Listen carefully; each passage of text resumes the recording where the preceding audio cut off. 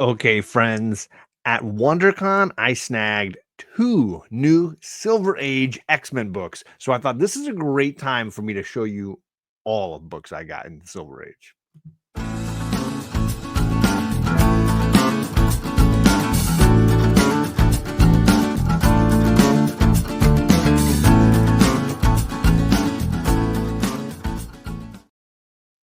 Hey, welcome back to John's Comics with Kids. I really am excited to share with these books with you because I don't have a ton of X-Men that is pre Chris Claremont. It's never been an era that I was super passionate about in general. My worry is that the reading is not as good, and that I'm not the ones I've read, I haven't been passionate about. That doesn't mean I don't collect them because there are a bunch of character first appearances that I love. There is a bunch of artwork that I really appreciate. So I do have a handful, and I'm going to share with you the ones I had originally, and then I'm going to go through and show you the two new ones that I just. First up, let's go with the slabs. This is one that I got from my man Chet I. Knight. This is X-Men issue 47, one of the ones where they were really focusing in on a couple of the characters, in this case, Beast and Iceman. This is a beautiful 8-0 of this issue 47. Fun cover with them swinging and fighting into action here. I don't know who Mahayagi is. Yogi, the Mahayogi. I don't know who that is. Clearly a vital X-Men villain, but great cover. Colors are stunning. And yeah, that's the first one I'm sharing from the Silver Age with you. Next up is one I got pretty recently, just at the end of the last year. Here is issue 43. And we've got Magneto, giant sized, on the cover here, facing down against the whole team.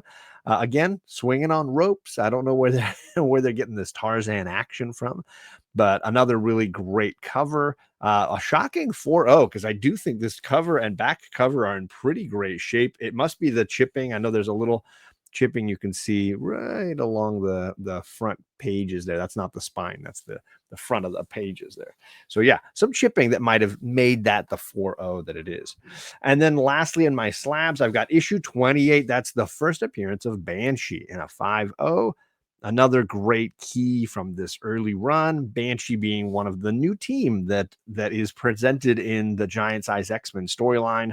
So I was excited to snag this cover. The colors are still really strong. Banshee's got a little bit of green to him, and of course all that red background. So a lot of bright colors there, and makes it another fun early X-Men cover. So there you go. Those are the slabs. I've only got those three. Next up, I've got the raw copies that I have, and I've got to start with one that I got from my man Rod the Rican. Thank you, Rod, for this issue 39. The new team gets. The original team, I should say, gets new costumes. So this is the first time they really redesigned the look of the original team here. I don't know why Iceman is throwing a snowball at Psyche, but maybe he's just going, with a really risky shot at whoever's in front of him. But yes, thank you to Rod the Rican for this awesome comic from the Silver Age. Next up is one of my favorites, and probably one of the first ones I got in this era, which is issue 35. Spider-Man comes into contact with the X-Men. I love these issues where Spider-Man pops into the other books. I early on, I got the Avengers issue where Spider-Man appears. This kind of stuff has a little bit of nostalgia for me as far as like team ups go. So this was a book I really, really love, and the cover is a lot of fun.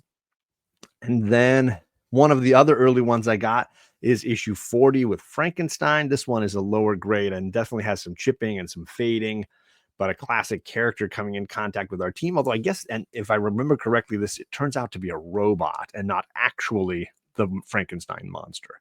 But there you go. The Mark of the Monster, issue 40. And then we've got one of my favorite covers from this era. We've got issue 57 and Neil Adams doing Sentinels. Heck yeah. And this particular storyline by Neil Adams is one that I want to read at some point because I do love the Sentinels storylines. And with his artwork thrown in, this is going to be something special. So yeah, issue 57 I bought specifically for the Sentinels, only to find out later, oh my, this is a Neil Adams story. So I bought this probably five something years ago and didn't realize that Neil Adams had done some of that stuff. So now I'm educated. I'm trying to expand that little section of my collection there. And then let's go with the earliest X-Men issue that I own. This is issue 14. Of course, it's the first appearance of the Sentinels, which are my favorite X-Men villain, but that's if you don't count humans in general. But yeah, classic cover, lots of dynamic action, good color work going on here. But this cover is just, yeah, classic early X-Men. So issue 14 is my earliest Silver Age X-Men. So when I went to the con this last weekend, I was at WonderCon, and actually when I published this video, it might be 2 weekends ago. I was really just looking around at some Silver Age keys, some books I was missing, and every once in a while something would catch my eye. And of course, when I saw one of those Neil Adams Sentinel covers, I just had to throw it onto the list. So this is issue 59. Now I just need 58, the one in between these two. But I did get the two better covers, in my opinion. I really do think 57 and 59 are my favorites. Good action, good leading lines with a blast from Cyclops. And of course, gotta have the purple robots. So yeah, great book. And another early Silver Age issue that I was excited to get to the collection. And then lastly, the book that kind of was the one that got me going this weekend, or that weekend, was issue 49, technically the first appearance of Polaris.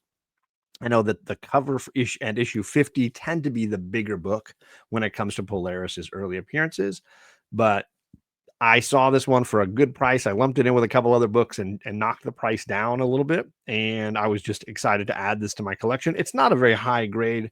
There are some stains on the back, some light staining that I didn't really think amounted to much, but the book is complete. It's not falling apart. The spine is pretty strong. So it's just some discoloration. There's a crease right here. You can kind of see going through this creature's face. And yeah, some discoloration on the back and on the spine that could probably come out with a cleaning and a pressing. Well, who knows? But yeah, issue 49 now added to the collection. Still hunting issue 50 at some point. I need the first Havoc as well. There's lots of keys in this time period. I'm not necessarily hunting for them, but keeping an eye out for them for a good price. It's not an era that I'm actively pursuing, but again, when I come across them and they're in decent enough shape and the price is good enough, like they were at this con, then yeah, I'm definitely going to add them to the list. So you tell me, which issues from this era should I be looking for?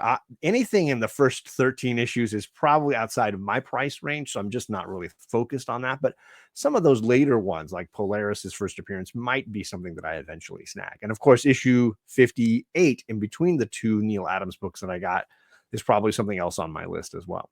Huge thank you to my channel members, awesome folks who are supporting me, supporting the channel, keeping the lights on for me, and in most cases, entered at least one time, if not multiple times, in the channel giveaway each month. So I will say I got some great stuff from the con that might filter its way into some of my channel monthly giveaways for our channel members. So if you want to join up, you'll have a shot at it too. Thanks everybody for coming by, and I'll see you again soon.